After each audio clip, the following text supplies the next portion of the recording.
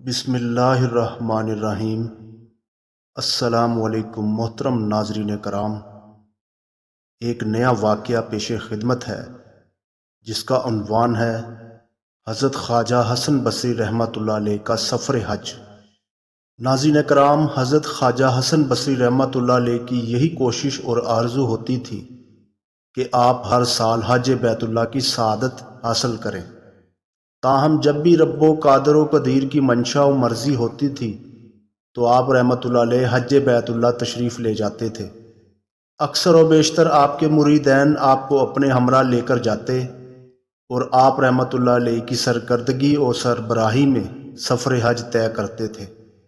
ایک دفعہ حضرت خواجہ حسن بصری رحمۃ اللہ علیہ کو آپ کے مریدین کی ایک جماعت حج بیت اللہ پر لے جا رہی تھی کہ گرمی کا موسم تھا، دھوپ کی تمازت اور بے آب و گیا راستے کی حدت نے سبھی کو بے حال کر دیا تھا۔ قافلے کے تمام مسافر پیاس کے ہاتھوں نڈھال ہوئے جا رہے تھے، کیونکہ جو پانی وہ ساتھ لے کر چلے تھے وہ ختم ہو چکا تھا، جبکہ راستے میں دور دور تک کوئی کنواں، دریا یا چشمہ نظر نہیں آتا تھا کہ جہاں سے پانی حاصل کیا جا سکے۔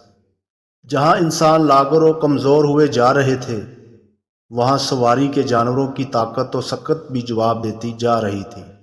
اور پھر چلتے چلتے یکا یک تمام قافلے والوں نے دیکھا کہ سامنے ایک کنواں تھا۔ قریب پہنچنے پر معلوم ہوا کہ اس میں پانی تو تھا مگر وہ بہت نیچا تھا۔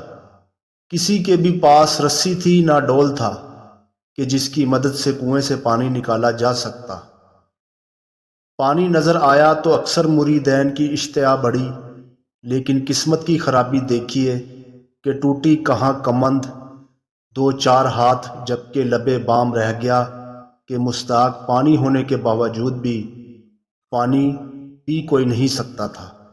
سبھی مریدین نے خواجہ حسن بصری رحمۃ اللہ علیہ سے درخواست کی کہ وہ اس مسئلے کا کوئی حل نکالیں تاکہ لوگوں اور جانوروں کی جان میں جان آئے۔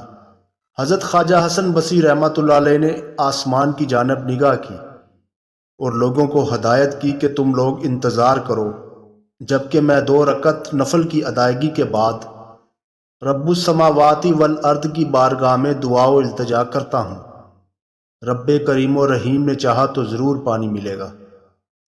حضرت خواجہ حسن بصری رحمۃ اللہ علیہ نے 2 رکعت نماز نفل ادا کی اور پھر دعا کے لیے ہاتھ اٹھائے ہی تھے کہ قافلے والوں نے دیکھا کہ کنویں کی نچلی سطح کا پانی خود بخود اوپر آنے لگا۔ سبھی مریدین دوڑے کنویں کے قریب پہنچے۔ پانی اوپر ہوتا ہوتا بالآخر کنویں کے منڈیر تک پہنچ گیا۔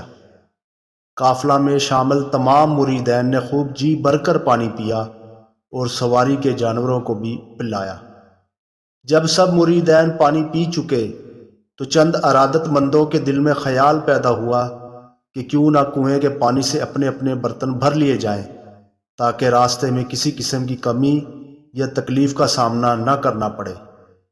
جیسے ہی وہ لوگ برتن لے کر کنویں کے قریب پہنچے تو پانی یک لخت نیچے اتر گیا۔ اس صورتحال میں حضرت خواجہ حسن بصری رحمۃ اللہ علیہ کے مریدین نے خوف محسوس کیا۔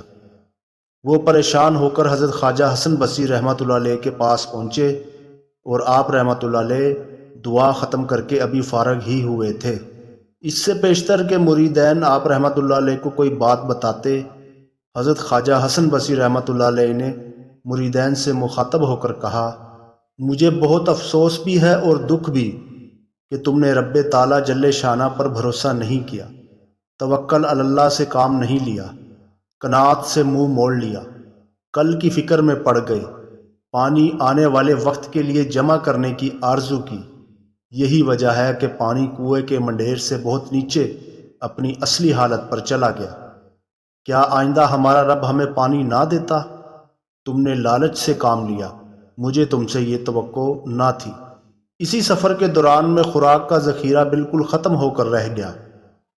1-2 وقت کا فاقہ تو سبھی مریدین نے برداشت کر لیا، مگر سفر کی مشقت اور گرمی کی حدت کے باعث زیادہ دیر تک بھوک کی شدت نہ سہار سکے اور کمزوری اور نکاہت نے غلبہ پا لیا۔ ارادت مندوں نے اپنے مرشد و مربی حضرت خواجہ حسن بصری رحمۃ اللہ علیہ سے اپنی حاجت و ضرورت بیان کی اور بتایا کہ مزید بھوک برداشت کرنا ان کے حوصلہ و ہمت سے باہر ہے۔ حضرت خواجہ حسن بصری رحمۃ اللہ علیہ نے اب ایک بار پھر آسمان کی جانب نگاہ کی اور بھرپور انداز میں نعرہ تکبیر بلند کیا۔ مریدین نے بھی نعرہ تکبیر بیک آواز ہو کر لگایا۔ حضرت خواجہ حسن بصری رحمۃ اللہ علیہ اس کے بعد 2 رکعت نماز نفل کی نیت کر کے بارگاہ رب رازق و رزاق میں قیام و سجود میں مشغول ہو گئے۔ نماز سے فراغت کے بعد آپ رحمۃ اللہ علیہ نے دعا و التجا کے لیے ہاتھ بلند کیے اور رب العزت سے درخواست کی، غریبوں اور درویشوں کی یہ جماعت تیرے منور و مطہر گھر کا طواف کرنے نکلی ہے، اب بھوک سے نڈال ہے، تو ہی رزق دینے والا ہے اور سمندر کی اتھاہ گہرائی میں موجود مخلوق تک کو بے مانگے رزق پہنچاتا ہے۔ ہم تیرے ہی بندے ہیں اور تجھ سے ہی مدد کے طلبگار ہیں، خزانہ غیب سے ہم تک رزق پہنچا تاکہ تیری راہ میں نکلنے والے آسانی کے ساتھ منزل تک پہنچ سکے۔ دعا کے بعد حضرت خواجہ حسن بصری رحمۃ اللہ علیہ نے چند لمحات کے لیے آنکھیں بند کر کے خاموشی اختیار کی اور پھر جب آنکھیں کھولی تو اپنے ارادت مندوں سے کہا، آؤ میرے ساتھ چلو۔ رب رازق و رزاق نے چاہا تو یہی اس کے فضل و کرم سے رزق ضرور ملے گا۔ اور پھر چند قدم کے فاصلے پر حضرت خواجہ حسن بصری رحمۃ اللہ علیہ نے اپنے مریدین کے ہم رکاب چلتے ہوئے رک گئے۔ وہاں سامنے کھجور کا ایک درخت تھا جو بہت ہی اونچا تھا، جس تک پہنچنا محال تھا، تاہم اس پر بڑی بھرپور کھجوریں لگی تھیں۔ حضرت خواجہ حسن بصری رحمۃ اللہ علیہ نے نیچے ایک چادر بچھا دی اور کھجوروں کو ہدایت کی کہ خدا جل شانہ کے حکم سے نیچے گر پڑے۔ آپ کا یہ کہنا تھا کہ کھجوروں کی بارش ہو گئی۔ کھجوروں کا ایک معقول مقدار میں ڈھیر لگ گیا۔ آپ رحمۃ اللہ علیہ نے مریدین کو حکم دیا کہ جی بھر کر کھاؤ اور اپنی بھوک مٹاؤ، مگر آنے والے وقت کے لیے سنبھال کر نہ رکھنا، ورنہ اس سے بھی جاتے رہو گے۔ تمام مریدین نے کھجور کھانے کا آغاز کیا تو وہ یہ دیکھ کر حیران رہ گئے کہ ہر کھجور میں گٹھلی سونے کی تھی، اور یہ کہ 2-4 کھجوریں ہی کھانے سے آدمی سیر ہو جاتا تھا۔